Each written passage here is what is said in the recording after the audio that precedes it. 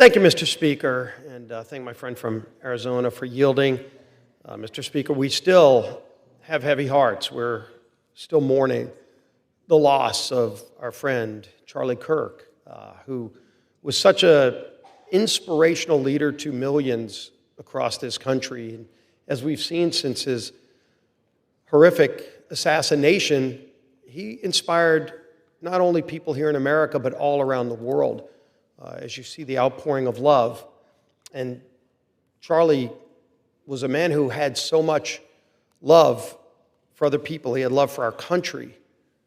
Charlie talked about why it was so important that we debate our differences, something that shouldn't be a novel issue, Mr. Speaker, something that is part of the foundation of what makes this country great and unique, what separates America from so many other failed examples of government, because we are that experiment in self-governance, in democracy. And part of that ability to self-govern is that we're going to have disagreements, and that we have the ability to express those disagreements with each other, but in a civil way, in a way where it doesn't lead to political violence.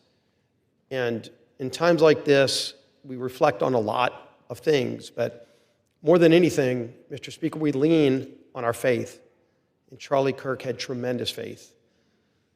You know, when I look above the speaker's rostrum, it says right there, here in the people's house, in God we trust.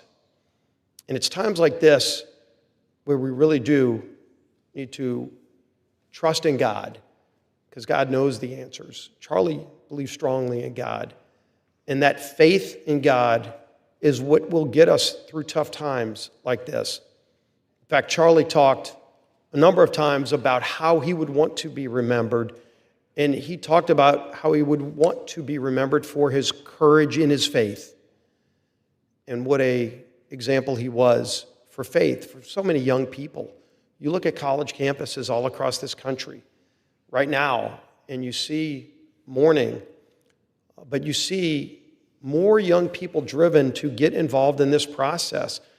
Turning Point has had requests from over 50,000 people since Charlie Kirk's assassination to start new chapters on college or high school campuses. This movement that Charlie started is just getting started. It will only grow, and his incredibly strong widow, Erica, who was just named the head of Turning Point, to continue that legacy, has vowed to make sure that what Charlie stood for, what he represented, the movement that Charlie Kirk built will endure. It will grow, and it will continue to inspire millions more people to want to get involved in government, want to question leadership, want to maybe question their own views, the things they might have been taught by people in schools that had ulterior motives, that might have been trying to indoctrinate them into some other viewpoint, so that now they had the power and the courage to think for themselves. How powerful is that? Those are the things that Charlie left behind that will endure, Mr. Speaker. And so this resolution is so important to remember that legacy. Remember that this was a young man, still a young man, but even younger at 18, a young student with an idea that said, what's happening in the schools is wrong. What needs to be taught is something broader. We need to get back to a respect for each other's differences of opinion. And that's what drove him to start a movement at such a young age.